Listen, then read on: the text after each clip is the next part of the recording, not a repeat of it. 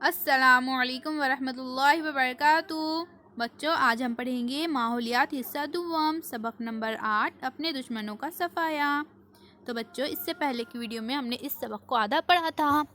आज हम इसके आगे का सबक पढ़ेंगे। तो चलिए हम शुरू करते हैं। बगावत करोगे तो मारे जाओगे। शिवाजी महाराज ने यशवंतराव मोरे को पहले सख्त अल्फाज में खत लिखा। तुम अपने आप को राजा कहलवाते हो। राजा तो हम हैं। हमको श्री की इनायत से राज मिला है। तुम अपने आप को राजा कहलाना बंद करो। यशवंतराव मोरे ने गुस्ताखाना अंदाज में जवाब दिया। तुम कल ही राजा बने हो। तुम्हें राज किसने दिया है? जावली आओगे तो मुंह की खाओगे। हमें इसकी मेहरबानी से आदिल शाह ने ये खिताब छत्र शाही और तख्त इनायत किया है। इसमें दखल अंदाजी करोगे तो नुकसान उठाओगे। शिवाजी महाराज ने सख्त जवाब दिया। जावली छोड़कर खुद को राजा ना कहते हुए छत्रशाही हटाकर रूमाल से बंधे हाथों के साथ हमारी खिदमत में हाजिर हो जाओ और हमारी मुलाजिमत इख्तियार कर लो। अगर बगावत करोगे तो मारे जाओगे। जावली के चारों तरफ घने जंगलात थे। रायरी का किला नाकाबिले तस्खीर था। यशवंतराव मोरे के पास फौज भी काफी थी।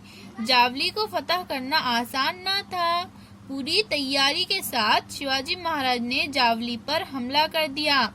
तकरीबन 1 महीने तक यशवंतराव ने मुकाबला किया। इसके बहुत से फौजी मारे गए। आखिरकार वो अपने बच्चों को लेकर रायरी के किले में भाग गया। शिवाजी महाराज ने जावली पर कब्जा कर लिया। इसके बाद किला रायरी की तरफ कूच किया। उन्होंने रायरी किले का जबरदस्त मुहासिरा किया। यशवंतराव 3 महीनों तक हिम्मत के साथ लड़ता रहा। आखिरकार इसे पीछे हटना पड़ा। किला रायगढ़ जावली की फतह बेहद अहम थी। इस फतह की वजह से शिवाजी महाराज का स्वराज पहले की बनिस्बत दुगना हो गया। यशवंतराव की फौज भी इनसे आ मिली थी। रायरी का अजीमुशान किला स्वराज में आ गया था। किले को देखकर शिवाजी महाराज को बड़ी खुशी हुई।